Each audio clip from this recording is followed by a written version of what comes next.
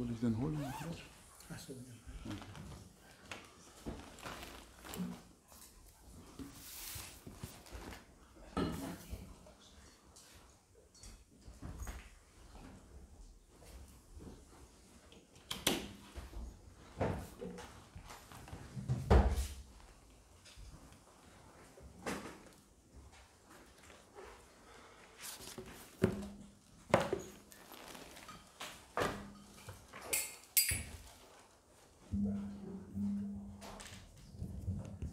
Okay.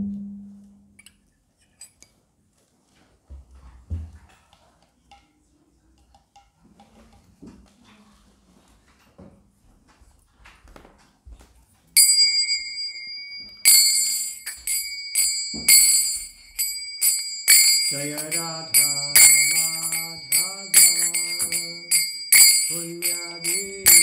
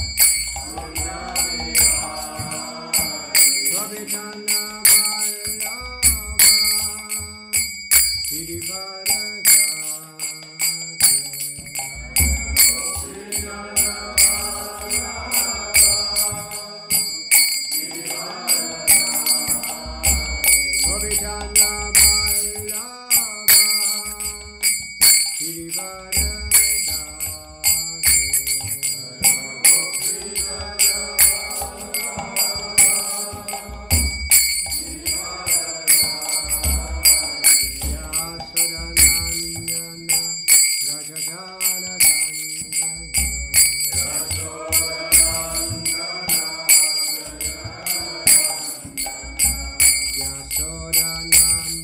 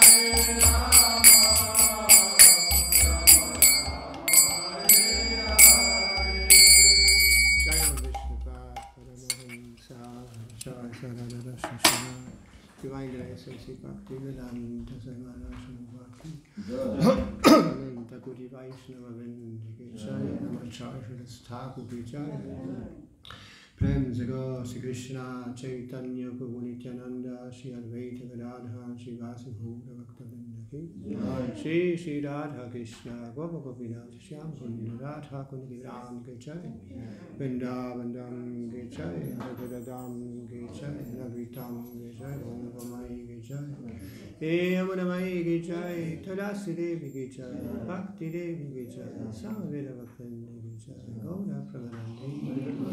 All glories to the assembly devotees, all glories to the assembly devotees, all glories to the devotees, all glories to Sri Radharanga, all glories to Srila Prabhupada.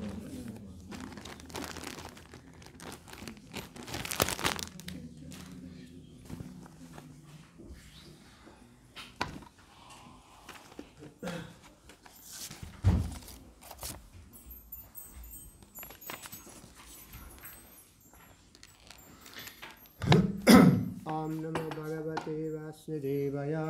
Om Namo Bhagavate Vasudevaya. Om Namo Bhagavate Vasudevaya. Om Namo Bhagavate Vasudevaya. Om Namo Bhagavate Vasudevaya. Om Namo Bhagavate Vasudevaya. So, as always, before class, we always read from the Transcendental Diary of Harisawa Prabhu. On the way back to the house, one of Mr. Reddy's companions asked Srila Prabhupada how to meditate. Although most people in India are familiar with the concept of meditation, or have even practiced some form of it themselves, the actual purpose of meditation is rarely understood.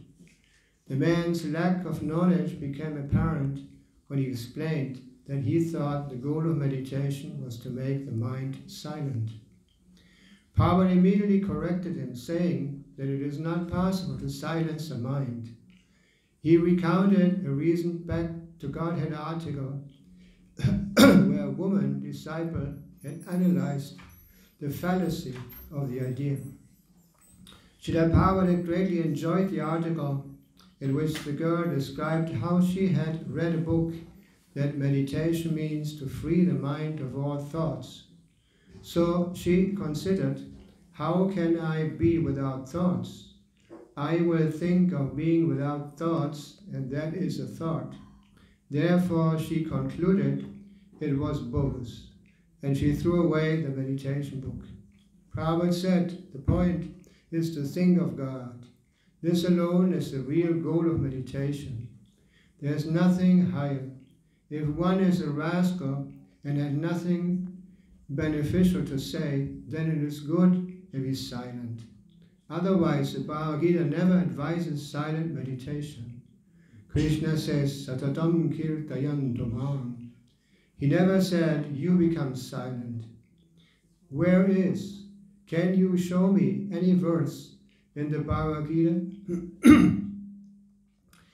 Can you show me any verse where Krishna had advertised that you become silent, or the mind is vacant? Where are these things?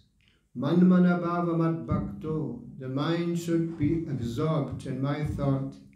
Manmana, that is recommended. Where does it? He says that make your mind vacant and think of nonsense. He never says. And where does he say that you become silent? He never says, Yaidam paramam guyam madhubhaktiv abhidhasyate cha na cha tasman manushyeshu kashchin me priya Caritamrita. Bhagavad Gita 1868. Anyone who speaks about this Bhagavad Gita, he is my dearmost friend. He said, so why one should be silent? Our ultimate aim is now to become dearmost to Krishna. And he never says that you become silent. Rather, he recommends that you always be engaged in glorifying me. Where is the silent? These are all manufactured by the rascals. Meditation and silence, these are not recommended in the Bhagavad Gita. After the morning walk, the sannyasis have been coming into Prabhupada's room for a few minutes, eager for... After the morning walk, the sannyasis have been coming into Prabhupada's room for a few minutes, eager for as much association with him as they can get. As he relaxed behind his desk waiting for breakfast, he told them our preaching will go on only if we have spiritual strength. We may have external strength, he said, but success will only come if we have spiritual strength. Preaching programs will work only if there is purity. Citing the example of one of his leading godbrothers in the Gaudiya Math, he pointed out he had all kinds of material facility, money, mart, etc. But what had he done for spreading Krishna consciousness? He explained that simply amassing material wealth will not bring spiritual success, nor does it signify success. He gave the example of milk touched by a serpent. It looks like milk, but it is spoiled. How do we keep our spiritual strength? Prabhupada asked. We can keep our spiritual strength by being very strict Vaishnavas, he told us, by strictly following the principles and not giving any consideration whatsoever for Maya's allurements. Maya is always trying to weaken us, he said, but if we think only of Krishna, we'll have spiritual strength. If we think of something else, then we will have transcendental potency. Oh, sorry, what I was saying. We will have spiritual strength. If we think of something else, then we will have no transcendental potency. As always, Srila Prabhupada emphasized that we must remain strictly regulated and chant all our rounds every day. Any questions or comments? Okay, so let's continue with Chaitanya Charitamrita.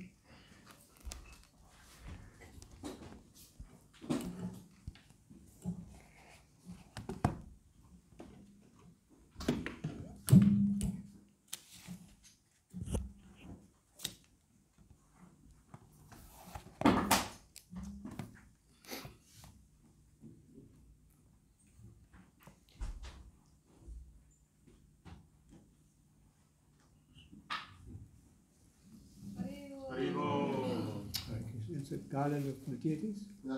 Oh. Thank you very much. Thank you very much. So it's Mahaprasad. Jaya Jaya Sri Caitanya Jaya Nityananda.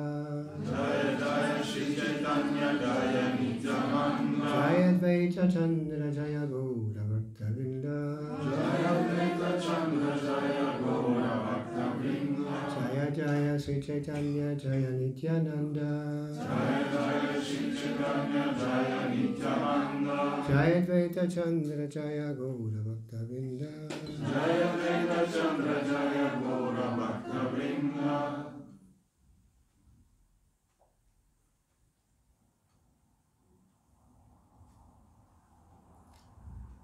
So, which verse was it? 279. Huh? Das zweite Kapitel 79. Okay, so I'm speaking English. English, it's okay. So,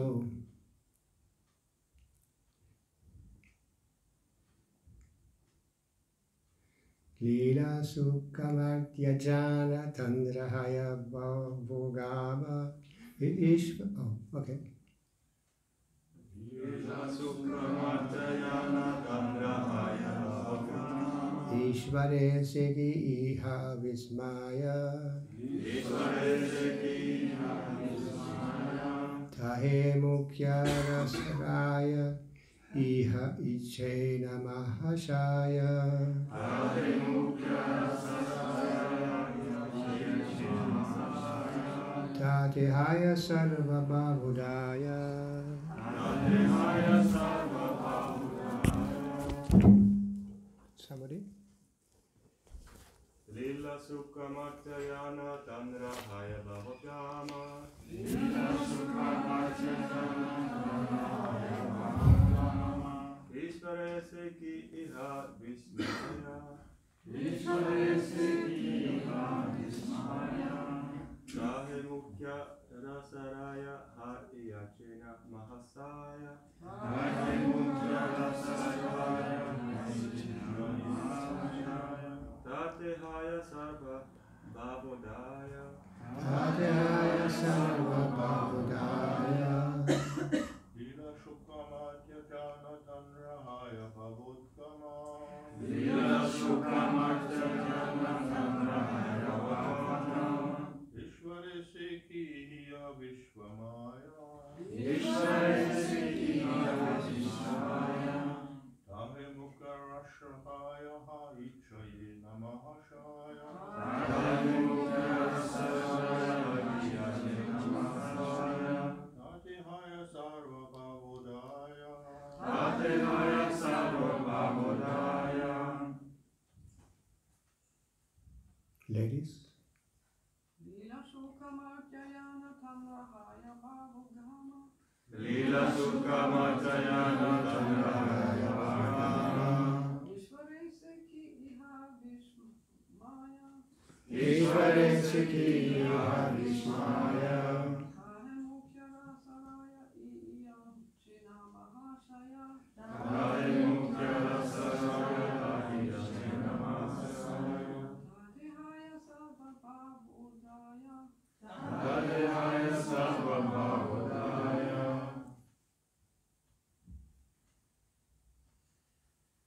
Lila Sukha. Lila Sukha. Bilva Mangala Thakur. Lila Mangala Thakur. Martya Jana. Madhyayana. A person of this world. The person of this world. Tandra. Tandra. Of him. Of him. Haya. Haya. Is there. No, there is. There is. Bhava Ugama. Bhavudgama. Manifestation of different ecstasies. Manifestation of different ecstasies. Ishvare. Ishvare. In the Supreme Lord. In the Supreme Lord. Say that. Ki. What? Iha. Here. Vismaya. Astonishing. Tahe. In that. Mukhya. Chief. Rasa Ashraya. Mellows. Iha Iyachena. Has become. Maha-Ashaya, Mahasaya, the great personality, Sri Caitanya Mahaprabhu, the great personality, Sri Chaitanya Mahaprabhu, Tate, therefore, Haya, Haya, there is, there is, Sarva Bhava Udaya, Sarvabhava Udaya, a manifestation of all ecstasies. manifestation of all ecstasies. Translation. Lila Sukha, Biva Mangala Thakur, was an ordinary human being, yet he developed many ecstatic symptoms in his body. What then is so astonishing about these symptoms being manifest in the body of the Supreme Personality of Godhead? In the ecstatic mood of conjugal love, Sri Chaitanya Mahaprabhu was on the highest platform. Therefore, all the exuberant ecstasies were naturally visible in his body. Purport. Lila Sukha is Biva Mangala Thakur Goswami. He was a South Indian, a Brahmana, and his former name was Shilhana Mishra. When he was a householder, he became attracted to a prostitute named Chintamani, but eventually he took her advice and became renounced. Thus he wrote a book named Shanti Sataka. And later, by the mercy of Lord Krishna and the Vaishnavas, he became a great devotee. Thus he became famous as Bilva Mangala Thakur Goswami. On that elevated platform, he wrote a book named Krishna Caritamrita, which is very famous amongst Vaishnavas. Since he exhibited so many ecstatic symptoms, people used to call him Lila Sukha. So, when I saw this verse this morning, I remembered that I had an article about Biva Mangala Thakur, which I would like to read. It's about the life of Biva Mangala Thakur. Is that okay? Yeah.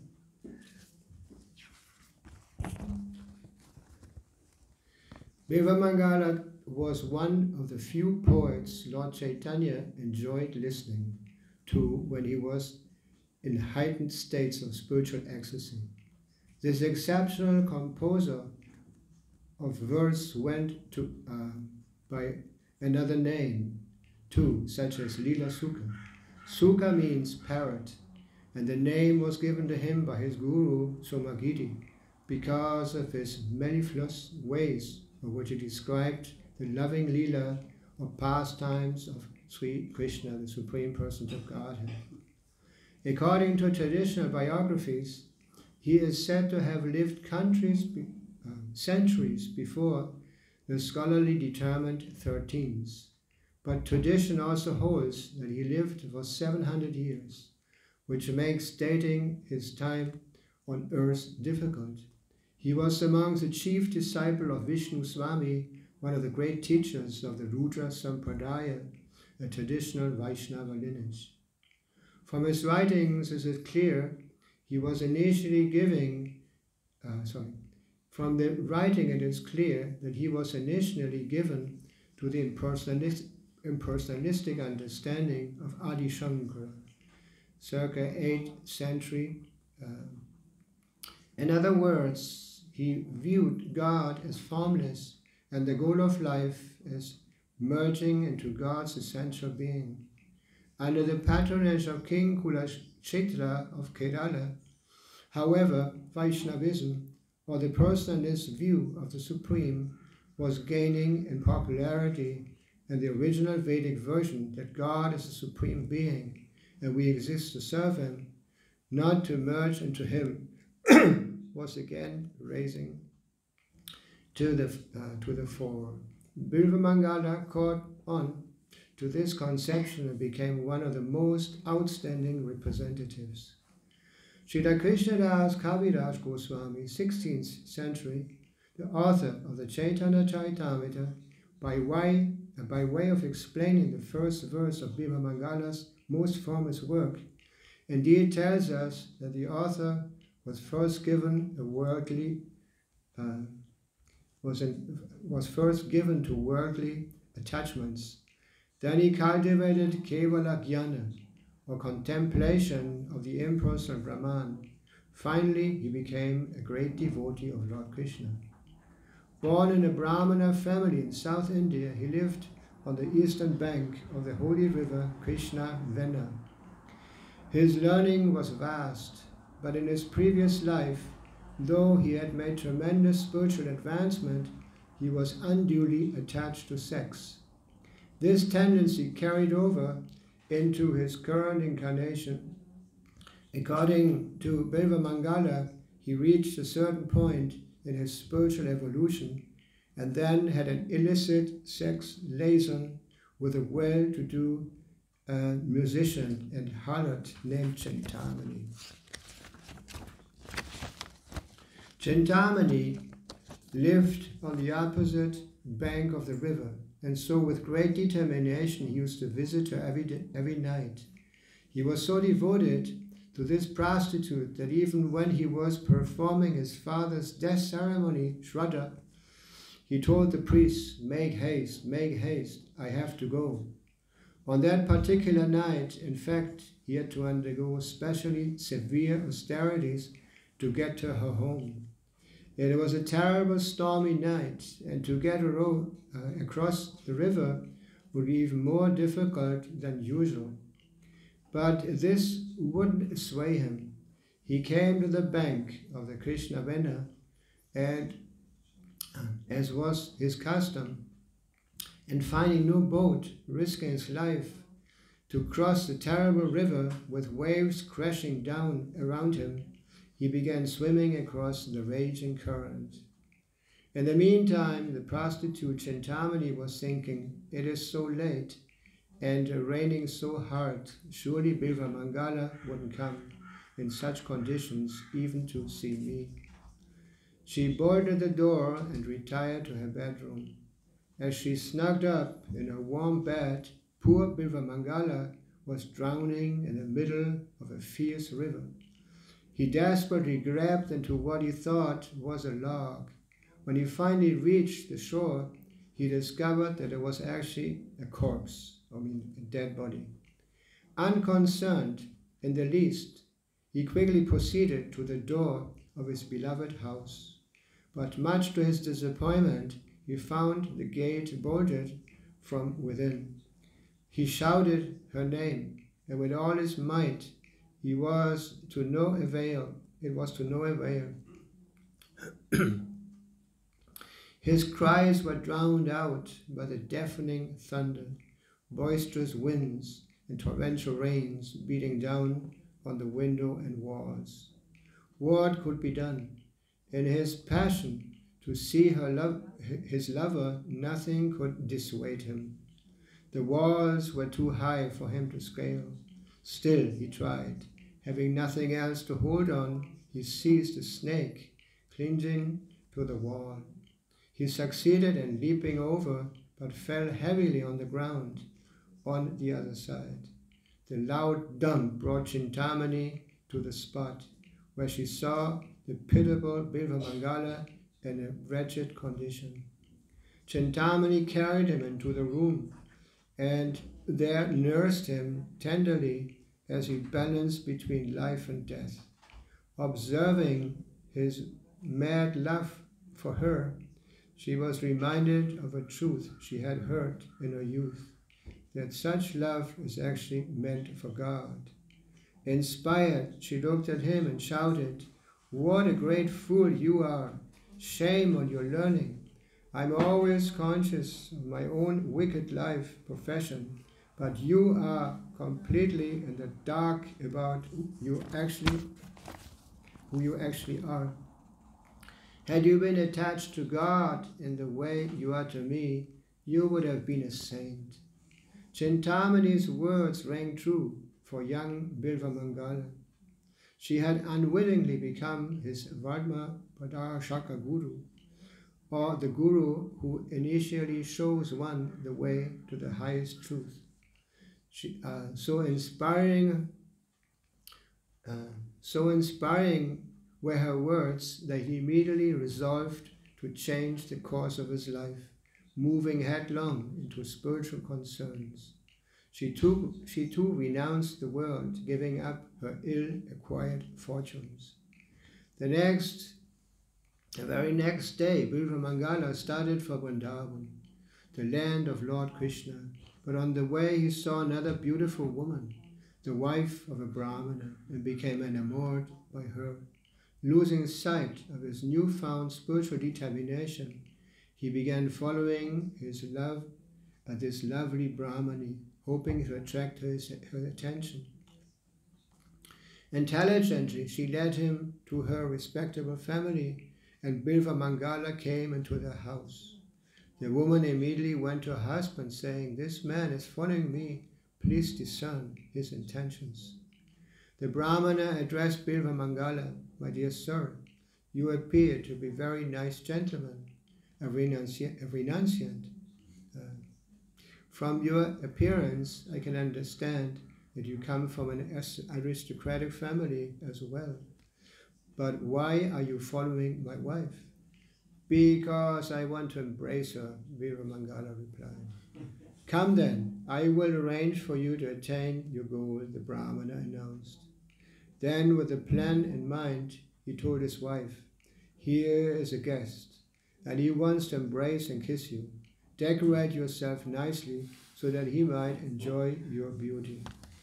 The wife did as her husband asked, and when Bilva came before her, seeing how accommodating both she and her gentle husband were, he again realized what a fool he was.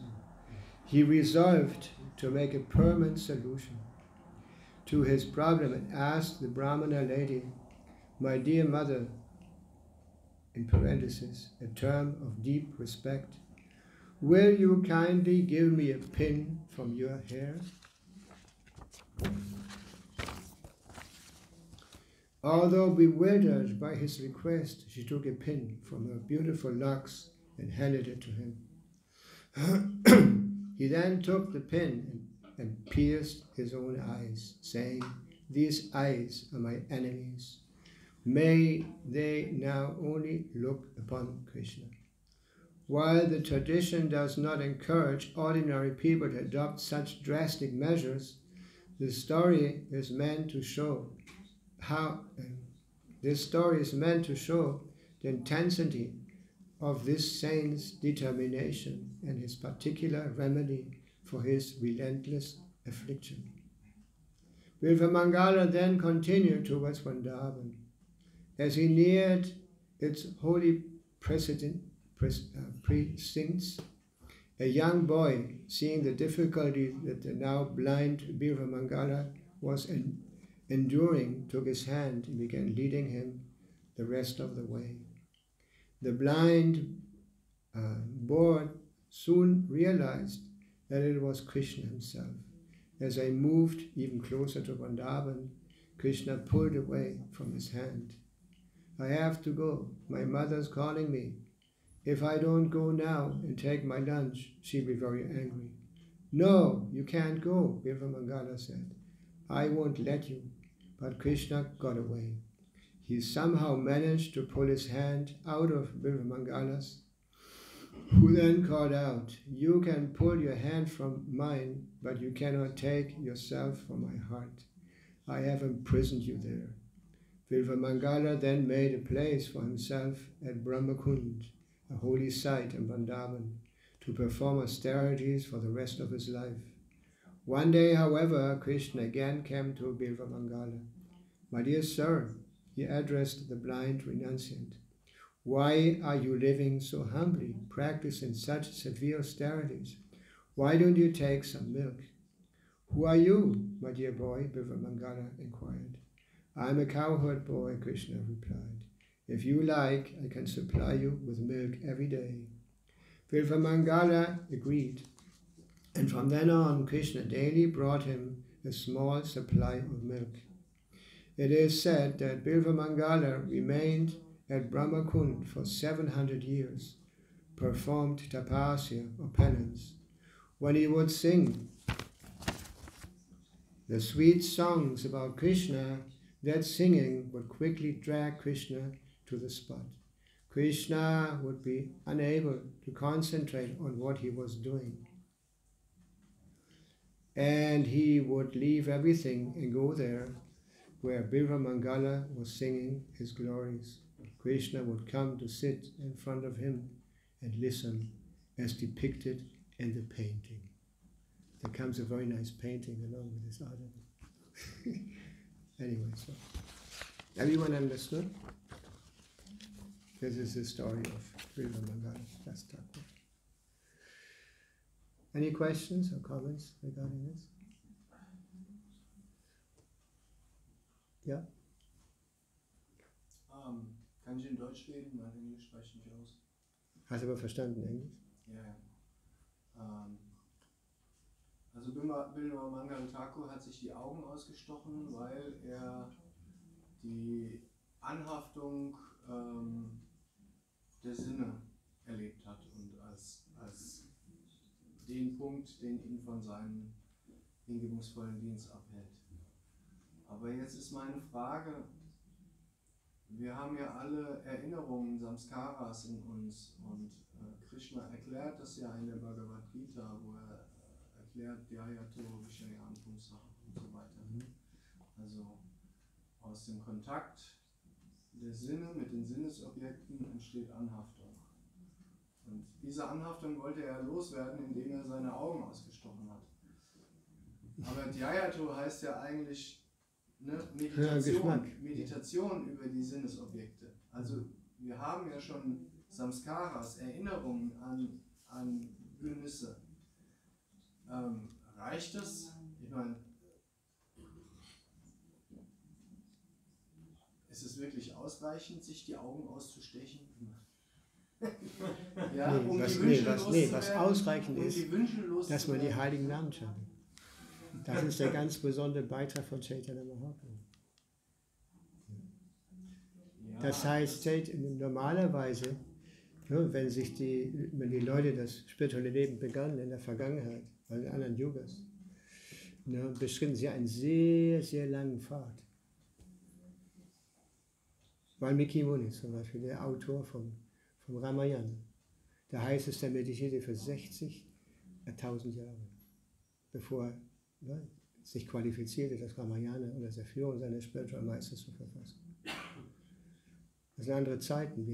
Birva Mangala Thakur lebte in einer anderen Zeit. Ja? Das war Dwapara Yoga? Ich bin nicht sicher, ich will nicht spekulieren. Ja, wir sind heute weniger vom Glück begünstigt und zur gleichen Zeit sind wir sehr begünstigt. Ja? Kalera dosha nideda asti hego mahanguna kirtanadeva krishnasya mukta sangha paramus. Da heißt es, dass dieses Zeitalter des Kali Yuga, diesen Vers zitiere ich sehr oft, dieses Kali Yuga verglichen mit einem Ozean von Fehlern, von Schlechtigkeiten und Fehlern. Ja, aber Eko Mahanguna, Eko bedeutet ein. Eko Mahanguna gibt es eine ganz besondere, großartige Qualität im Kali Yuga. Ja, und das ist das Chant der Heiligen Namen. Ja, dass wir selbst als Kali Yugeros, wie sagt man in Deutsch, Bewohner des Kali Yugas, die Möglichkeit haben, befreit zu werden. Ja, obwohl wir im Kali Yuga leben. Ja. Da gibt es im 10. Kanto Verse, wo die Qualitäten des Kali Yuga vorhergesagt werden. Ja. Und da heißt es, Tag um Tag, unter dem Einfluss der Zeit, vermindern sich diese ganzen guten Qualitäten, die verschwinden langsam aus dem Kali Yuga.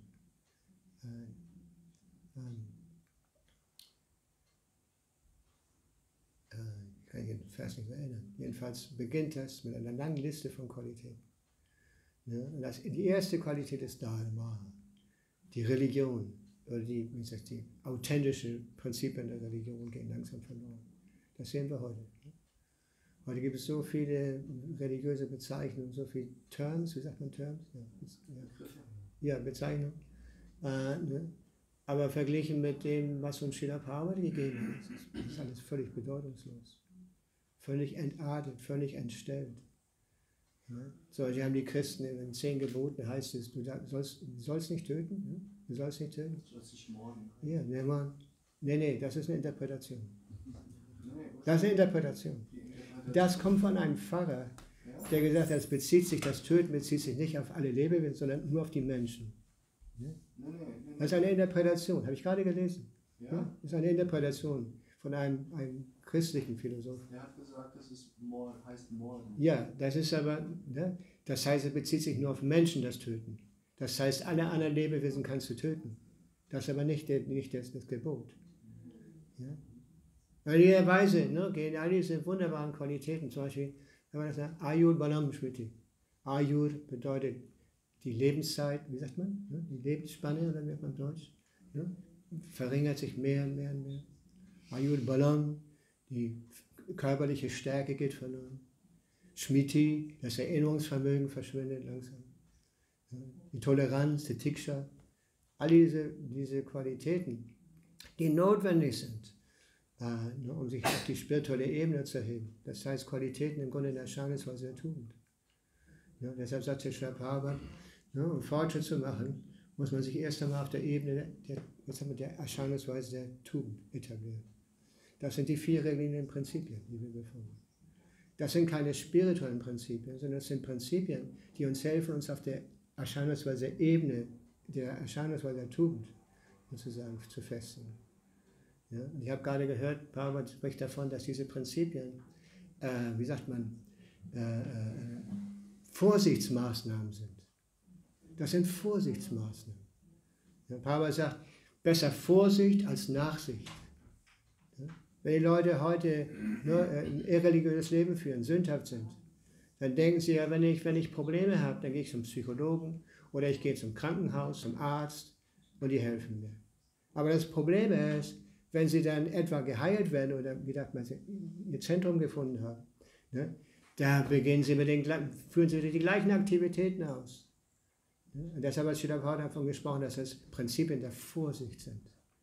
Ja, Fleisch zu essen bringt so viele unglaubliche, Reaktionen. Ja. Nur zum Beispiel heißt, wenn man eine Kuh tötet, da wird man so viel Leben geboren und leidet das schlechte Karma, wie die Kuh Haare auf dem Körper hat. Ja. Das ist nicht einfach nur ein bisschen Fleisch und schon alles okay. Da gibt es unheimliche Reaktionen. Ja. Unselektive Sexualität, genau das Gleiche. Das ist ein großes Problem heute in der Menschheit. Ja. Dass auch viele Leute leben geschieden oder alleine und verheiraten sich nie, obgleich sie Kinder haben. Und die Kinder brauchen die Familie, die brauchen den Schutz der Familie, das Beispiel der Eltern. Ja. Berauschung. Ja. Wir versuchen unser Bewusstsein so klar wie möglich zu haben. Ja. Wenn wir irgendwelche Berauschungsmittel zu uns nehmen, oder sagt man, das ist ein anderes Wort in Deutsch. Ja, Rauschmittel. Ja, Rauschmittel. Dann sind wir nicht in der Lage, klar zu denken, die Dinge klar zu sehen. Und Glücksspiel. Ja, Glücksspiel hat Prabhupada verbunden mit Betrug. Man neigt zu betrügen, wenn man sich mit dem Glücksspiel beschäftigt. So, das sind alles unglaubliche Reaktionen, die uns die ganze Basis zerstören, menschliche Basis zerstören. Weil die menschliche Form des Lebens hat einen Zweck. Ich habe immer wieder darüber gesprochen, dass die Menschen heute im Grunde nur damit beschäftigt sind, ihre tierischen Neigungen zu perfektionieren. Das heißt, Prabhupada hat es genannt, polierte Tiere. Aber das wirkliche Zweck des Lebens, des menschlichen Lebens, der Wert des menschlichen Lebens ist Atata oder Jigyasa. Dass wir beginnen, nach dem Brahman zu fragen, uns mit dem Brahman zu beschäftigen, mit der Transzendenz. Dass wir beginnen zu stehen, was unsere wirkliche Identität ist, dass wir nicht diese Materie sind, dieser Körper sind, dass wir eine spirituelle Seele sind. Und das kann man nicht verstehen, was zu sprechen von Verwirklichung, wenn man sündhaft ist und sein Bewusstsein bedeckt, wenn man wie sagt man, degenerate in Deutsch? Ja. So. Wir sind sehr vom Glück begünstigt, durch die ganz besondere Barmherzigkeit Chaitanya Mahaprabhus und seines Repräsentanten in der Form von Srila Prabhupada. Chaitanya Mahaprabhu, Krishna stellt Bedingungen. Am Ende der Bhagavad Gita sagt Krishna so, Gib alle deine Pflichten auf, gib alle deine Dharmas auf, oder wie Paulus immer sagt, alle deine Religionen auf. Ja, ursprünglich, als die Menschen kultiviert waren, dann gründete alles auf Shastra, alles auf Religion. Ja, es war alles geordnet, nach dem Varna-Shama-Dharma-System. Ja, und dann sagt Krishna, gib all diese Verpflichtungen auf, die du eingegangen bist. Ja, und gib dich mir hin. Und wenn du das tust, dann beschütze ich dich vor allen Konsequenzen, ja, die daraus entstehen, dass du deine Pflicht vielleicht nicht erfüllst. Ja. Nasucha. Und Krishna sagt zum Schluss, Nasucha, fürchte dich nicht, tu das einfach, gib dich mir hin. Das ist die Bedingung, die Krishna stellt. Wenn Krishna uns helfen soll, dann müssen wir uns ergeben vorher. Ja. Aber Caitanya Mahaprabhu stellt diese Bedingung nicht. Sondern er hat uns von vornherein eingetaucht in das Schanden der heiligen Namen. Er hat uns direkt in Verbindung gemacht mit Krishna, mit der höchsten Persönlichkeit Gottes. Bahunam Jamanamanti Jnanavamam Papadyanti Vasudeva Samaviti Samahatma Sadhana. Wenn nach vielen Geburten und Toten wirkliches Wissen ernannt, gibt sich mir hin. Da er weiß, dass ich die Ursache aller Ursachen, dass ich alles bin. Solch eine große Seele, Samahatma, eine große Seele, findet man sehr, sehr selten. Ja. So, das ist normal, das ist der normale Vorgang. Leben nach Leben macht man Fortschritt, mehr und mehr Fortschritt. Ja, man geht mit Karma, dann Jnana, Astanga, ja, dann Bhakti, mit Glück, ja, dann kommt man in den Samen der Hingabe zu Krishna. Aber Caitanya Mahaprabhu stellte keine Bedingungen. Ja, wenn er war zum Beispiel, ich habe gehört, habe ich nicht vorher gewusst, was ihr gestern Harinam auch gemacht habt. Ja, wenn ihr auf die Straße in den heiligen Namen schaltet, das ist so glückverheißend. Prabhupada hat erklärt, dass diese Lautschwingung, Krishna ist verschieden von dieser Lautschwingung, dass diese Lautschwingung die ganzen Schichten unserer Existenz durchdringt. Ne? Den grobstofflichen und feinstofflichen bis zum Herzen, bis zu den intimsten Teilen unseres Selbst. Dringen diese heiligen Lautschwingungen vor und reinigen das Herz. Ja. Das ist ein sehr, sehr mächtiger Vorgang. Ja. Oder wie wir oft erwähnt haben, zum Beispiel hier die Nachbarn hier, ne? Die hören jeden Tag Ching, Ching, Ching, Ching, Ching, Ching, Hare Krishna, Hare Krishna. Ja? Die ziehen einen unheimlichen Nutzen daraus, obgleich sie vielleicht nichts verstehen. Ja? Aber irgendwann erscheinen sie dann plötzlich. Was macht ihr eigentlich hier? Ne? Was ist das eigentlich hier? Oder? Ich habe vor kurzem den Nachbarn hier, der das Lokal führt, der ist da ins Auto eingestiegen und hat der Hare Krishna, als wir am Sonntagsfest waren. Ja, hat er gehört. Der ganze Block hier, überall hören sie das Chanten. Ich habe das schon mal erwähnt, dass wenn man, manchmal hat man halt was zu tun und geht raus, wenn auch Mangal Arti und irgendwas erledigen. Und man hört, ne, ganz früh morgens, wenn das Mangal Arti stattfindet, gibt es ja keine Geräusche sonst. Ne? Und dieses Chant der Heiligen Namen hört man so weit. Ne? Obgleich die Devotees morgens keine Medanga benutzen. Und es wird auch geraten, normalerweise, dass wir Karitas, wie sagt man sehr, leise ja, spielen. Ja, und trotzdem hört man diese Lautstärke so weit. Das ist eine ganz besondere Beherzigkeit Caitanya Mahaprabhu.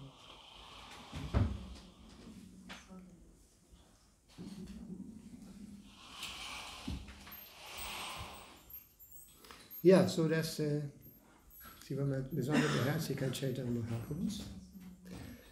Und Srila Prabhupada, der Repräsentant Caitanya Mahaprabhus, hat uns so viel, so viel Barmherzigkeit gegeben. Und zum Beispiel haben wir jetzt in den letzten Tagen über Buchverteilung gesprochen oder gehört, ne? Von einem Super-Experten. Ja. So diese Buchverteilung, ne? Hat Srila Prabhupada verglichen, oder die Druckerpresse hat Prabhupada mit der großen Medanga. Das hat Prabhupada erwähnt, als in New York, ganz am Anfang. Da haben die Devotees eine wie sagt man, Druckmaschine, wie sagt man Deutsch? Eine Druckmaschine sich besorgt, um Bücher zu drucken, um Magazine zu drucken und so. Und da hat Prabhupada das erwähnt, dass sein spiritueller Meister gesagt hatte, nur dass die große Medanga die Druckerpresse ist. Wenn wir diese Bücher überall verteilen, im Grunde präsentieren wir den Menschen Srila Prabhupada. Unsere einzige Pflicht, wenn wir Bücher verteilen, ist, dass wir die Menschen dazu bringen, die Bücher mitzunehmen. Und den Rest arrangiert Krishna. Und im Grunde haben wir früher die Bücher verteilt, da haben wir gesagt, so jedes Buch hat schon seine Bestimmung, wie sagt man, seinen Bestimmungsort, seine Person. Diese Bücher, die finden ihr Ziel. Und stellt euch vor, das haben wir auch schon oft erwähnt, das Beispiel, dass die Leute nehmen die Bücher mit nach Hause und schließen die Tür ab und haben einen Platz in ihrer Wohnung, wo sie sich entspannen, zum Beispiel auf das Bett legen oder im Sessel oder so weiter, und völlig schutzlos sozusagen predigt Srila Prabhupada zu ihnen. Und der beste Prediger, den wir haben, ist Srila Prabhupada. Und deshalb sollten wir so früh wie möglich den Menschen die Möglichkeit geben, von Prabhupada zu hören. Prabhupada hat davon gesprochen, dass seine Erläuterungen, seine Purports, seine persönlichen Ekstasen waren. Das heißt, wenn wir die Bücher von Prabhupada lesen, haben wir eine ganz besondere Beziehung zu Srila Prabhupada, der sich Srila Prabhupada in ganz besonderen Weise offenbart. Ja, ich weiß, ich bin ein bisschen abgeschweift hier von deiner Frage, Entschuldigung. War das okay? Ja, also aber man muss nicht die Augen ausstechen, man muss die 4 Prinzipien halten, Hare Krishna chanten und die Augen ausstechen. Nee, im Grunde ist das Wichtigste, dass wir in Anweisung des spirituellen Meisters folgen. Ja, zum Beispiel, als Srila Prabhupada nach Amerika kam, hat er die Vorstellung, dass wir hier im Westen 64 Runden chanten wollen. Ja? Weil sein spiritueller Meister hat ihm sogar gesagt, wenn jemand nicht seine 64 Runden chantet, ist er gefallen. Und deshalb hatte Prabhupada dann sein Beatbag, ich weiß nicht, ob es schon mal aufgefallen ist, da hatte Prabhupada nicht nur die 16 hier, die 16 Perlen, sondern er hatte wie sagt man, der Counting Beats, wie sagt man, ja, da ging noch ein Stück raus hier und da waren 4 dran. Das heißt, 4 mal 16 sind 64. So, und als Prabhupada nach Amerika kam und sah die Situation, in der sich die Menschen befanden, sagte er erst, okay, 32. Und das war nicht möglich. Dann hat Prabhupada das weiter gesenkt auf 16. Ne? Aber mindestens 16. Nicht höchstens 16, haben wir gestern gehört, ne? von unserem Experten. 16. Ne? Und im Grunde hat Srila Prabhupada auch gesagt, dass Sannyasis mehr als 16 Runden chanten sollen. Anyway, so der Punkt ist dass Prabhupada kam und hat uns als Krishna-Bewusstsein gemäß Zeit, Umständen und Personen präsentiert. Das erfordert eine sehr gute Intelligenz. Ja? Gemäß Ort, Zeit und Umständen zu handeln oder die Dinge zu sehen oder Anweisungen zu geben. In dieser Weise sind wir von Krishna oder von Prabhupada in dem Fall beschützt. Mit der Hoffnung, dass wir eines Tages mehr chanten wollen. Warum nur 16? Sondern mehr. Je mehr wir chanten, desto besser, wie sagt man? Ja, desto besser für uns. Noch eine Frage oder vielleicht ein Kommentar? Ja. Yeah, I didn't know about correctly understood about this, what the Christian philosopher mentioned. What is your language? Preferably English. Huh? Preferably English. Yeah, but what is your language? Oh, my name, Jeroen. Huh? Jeroen. Peru? Jeroen. Jeroen. Jeroen. It's a Dutch name. Okay. Yeah, you mentioned about this Christian philosopher. I didn't correctly understood it. Did he say that in his 10 commandments it's mentioned that it's also considering animals, or he said it was only It just says thou shalt not kill. Shall not kill. Yeah. That is Old English. Thou, you, should not kill. So he also And mentioned. Prabhupada gave an example. Prabhupada was very careful, even with the plants. Prabhupada was very careful. Once Prabhupada told us that at a certain time during the day, don't disturb the plants. They're sleeping, resting at that time. for example. What to speak of? Well, mosquitoes. Yeah, I was in a discussion once. It was taking actually place between Tamar Krishna and Maharaj and Harikesh. You know, Harikesh was always killing the mosquitoes. Well, this was when we went New Mayapur in France during Prabhupada's visit in '76. And so they had I was sitting there and they had an argument. They were discussing. And then Harikesh said, yes, but they're attackers. How you say? Attackers? You know, it says in the beginning, in the introduction to Bhagavad Gita, Prabhupada mentioned there are certain attackers. How you say? No? You're allowed to kill, to defend yourself. And there's no reaction, karmic reactions. Yeah? So he presented that, but they are attacking me. They're sucking my blood, so I have a right to finish them off. Anyway, we have the right to defend us, no? But there's no need. Besides, you know, when you're a devotee, gradually your heart becomes softer and softer, yeah? And more respectful with others. And it's just a symptom of advancement. Like it said, tägliche, Suridam sarvadehinam. Suridam sarvadehinam, Kapila Muni says, means become a friend of all living entities. It doesn't say just become a friend of your family or your society or the humanity. Yeah? All living entities. Anyway, I don't know.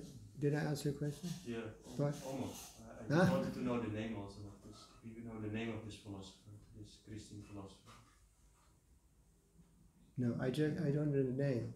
You mean with the yeah, the philosophy name. I thought maybe murder, I can use murder. it when I meet a Christian on the street and I can say. Yeah. I just happened to read this. But the name. No, I don't know. Yeah. See, they try to, avoid this and inventing their own philosophy. That killing only refers to human beings. Okay, anything else? Yeah. Sorry, it looked very interesting. Sorry? I don't want you to make the whole thing again, but what was the question exactly from Prabhu in English? The question he asked? Yeah, Why do you repeat your question? in English. My question was: Is it necessary to pick your eyes off? Because your eyes brings you to attachment, to sense of gratification. Is it necessary? Because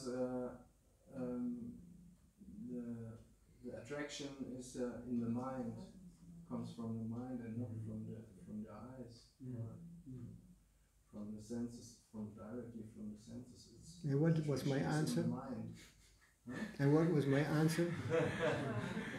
Yeah, your answer was To follow the Guru.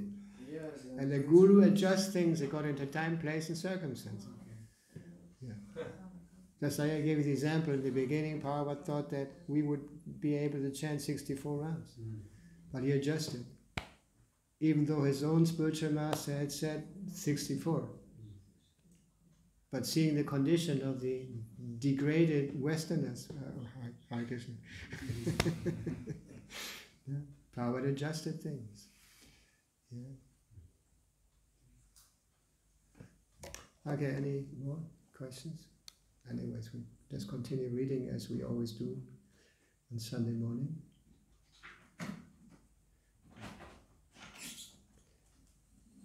Apanekadi asvadane sikaira muktagane prema chintamanira prabhudani nahi jane stana yaritari kaidadana mahaprabhu datta shiromani. By personally tasting the mellows of love of Godhead, Caitanya Mahaprabhu taught his direct disciples the process Sri Chaitanya Mahaprabhu is a wealthy capitalist possessing the touchstone of love of God, not considering whether one is a proper or improper recipient. He gives his treasure to anyone and everyone. Thus, he is the most magnificent. Chaitanya Mahaprabhu's purport, Sri Chaitanya Mahaprabhu's capital is a touchstone of love of Godhead, and consequently is a great owner of that transcendental treasure. After making unlimited amounts of gold, the touchstone remains the same. Similarly, Sri Chaitanya Mahaprabhu, although distributing love of Godhead unlimitedly, still remained the supreme owner of this transcendental opulence. His devotees, who learned it from him, also had to distribute it munificently all over the world. This Krishna conscious movement, following in the footsteps of Sri Chaitanya Mahaprabhu and his confidential devotees, is also trying to distribute love of Godhead all over the world through the chanting of the holy names of the Lord. Hare Krishna, Krishna Krishna, Hare Hare, Hare Rama, Rama Rama, Hare Hare. Just reminds me of something that Srila Prabhupada said when he was in Hamburg many years ago. At the initiation lecture. No, Prabhupada initiated five devotees at that time. And so in the lecture, Prabhupada said, it is not enough to just offer garland and nice words of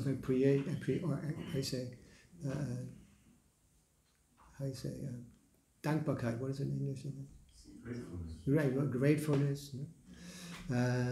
But actually, Prabhupada said, you should not be satisfied by being a devotee yourself, but to engage in a mission to spread Krishna consciousness all over the world. Very heavy statement. Yeah, but interesting. And this is actually our mission. It's one thing to chant Hare Krishna, follow rules and regulations, all that, have a temple program, all that. But the real mission of Srila Prabhupada was to distribute Krishna consciousness all over the planet.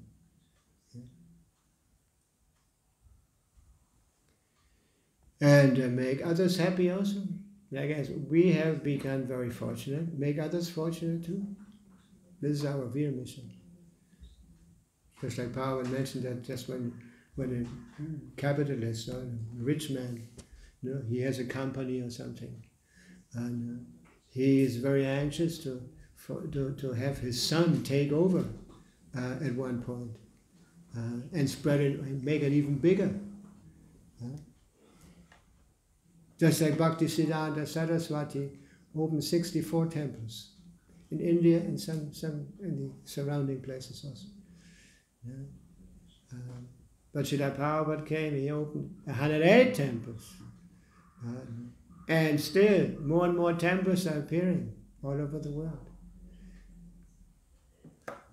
I always remember that Prabhupada was very eager to hear.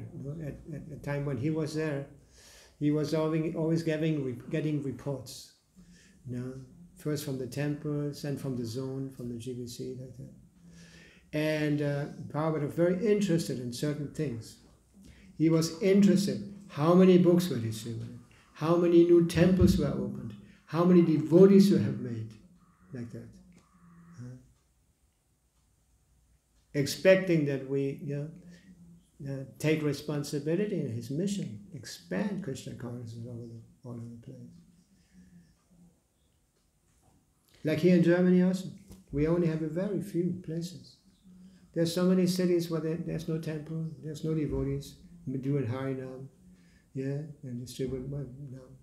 After some time, we started traveling all over Germany, distributing books with our vans. At one point, we had a lot of vans here in Germany. When Prabhupada came to London in 77 in September, We drove with all our vans. We all drove to London. There was a lot of vans. And I remember when we came to London and we saw Prabhupada. And at one point Prabhupada wanted to see Radha London Ishvara, the deities in the city of London. And we went there. And everyone was, all our vans, the German vans, were driving behind Srila Prabhupada. And Prabhupada was being taken in a Mercedes, first class car, and we were all driving behind Srila Prabhupada. And we had all our flashlights on. I said, important procession, And at one point, sometimes when we came to the, stoplights, ample, the ample, the first or second car went through, but then was in red, and we didn't care. We just drove across with the lights, and nobody stopped us, no police, because everybody felt that this seemed to be very important, and it was important, but because we were taken to the power, to the city to see the deities. And the same thing happened when we drove back also. Okay, so we came to almost finish. What's it about Sarah? Yeah? Yes. I have a question because we came here because we wanted to serve ourselves, right? Sorry? We came here because we are envious of God, and we wanted to serve ourselves. So I started book distribution, but I feel like a lot of people, they don't care about the message. Even if God was there, they don't really care, because they are there In Maya. for the reason to serve themselves. So they want to serve themselves. They don't want to. In Maya. So what is your question? The question is like, how come we can open doors to everybody when actually a lot of people don't really want this, what we get every day. Even if one person becomes a devotee by our efforts, it's a huge investment that we make to reach people. And even if just one person comes, we should take care of nicely, encourage the person to know more, to taste something. What Krishna calls it, take prasad. Prasad should be first class. The treatment should be first class. Everything would be so nice that they become attracted. This moment should function in this way, that people become attracted because there's something nice, incomparable. I met people who came to the temple, myself also. When I came to the temple, I wanted to move into the temple. Shivananda was there. And I had been there already some times in the temple, but only eating at midday. And then I returned. After a while, I returned, and I opened the door. There was Shivananda, and Shivananda said, "Jai, we were waiting for you."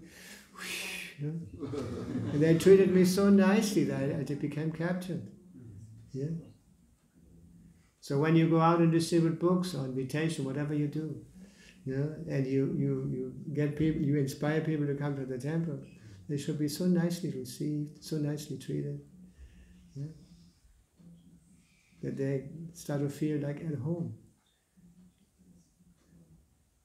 Prabhupada would treat new people so nicely. Of course, after a while, the movement expanded, so Prabhupada wasn't present everywhere anymore. He rarely visited us. But in the beginning, when you read the Lilamita, or you read especially his book, that starts telling us from before Prabhupada came to America and after. Prabhupada took so nice care of the persons who came and see him. Even when somebody didn't come anymore, Prabhupada started worrying. Or somebody went, somebody blooped, like we say today. No, we used to say, now you don't say blooped anymore. Anyway, so Prabhupada asked him, what happened? Why is he gone? Go to see him. Try to bring him back. or her.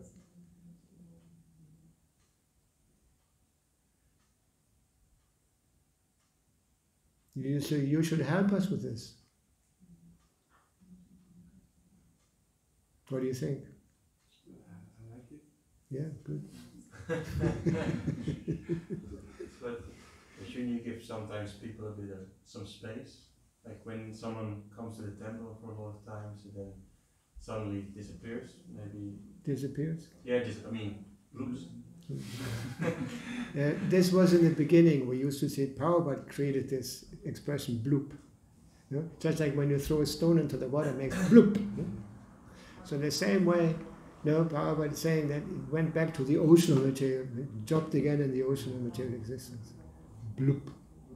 But after that, as time went by, there was another expression, to become a fringe. To become a fringe, like you leave somebody's home, but you keep on sitting on the fence, right? Sir? You're not outside, you're not inside.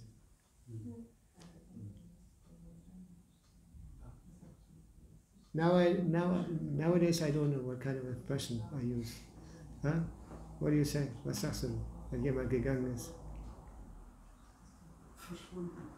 Verschwunden.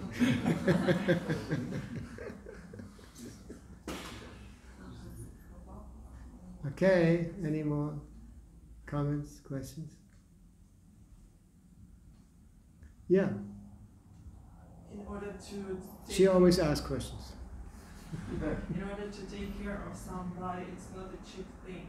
It's not only about to give knowledge which we receive. It's about to have deep love and compassion to somebody. It requires deep transformation of the heart. It's not so easy to love somebody or to be compassionate to somebody else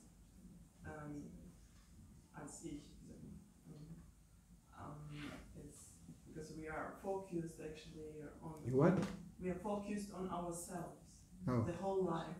Actually, it's so strong this conditioning. That's why normally in big temples they have persons in the reception, and they select them very nicely. Who know very nicely how to deal with people, this and that. Yeah. Not that the Bhakta starts preaching to the people. Yeah. But there should be some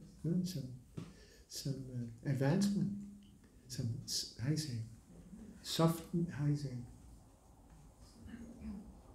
Yeah. Anyway. Yeah. Normally this is all organized such a way that those devotees who have responsibilities, that they are qualified or prepared. Huh? Ich verstehe nicht, was? Wenn jemand genießt hat, danach einem Statement, dann ist das eine Zusage, Bestätigung dessen, was Christian gerade gesagt hat. Habe ich nicht verstanden. Wenn man niest. Wenn man niest? Ich habe gerade genießt. Das habe ich noch nie gehört von Srila Srila Prabhupada ki Gaura Premanandi Shri Gaunitai ki Swami Bhakti Bhusana Maharaj ki Srila Prabhupada ki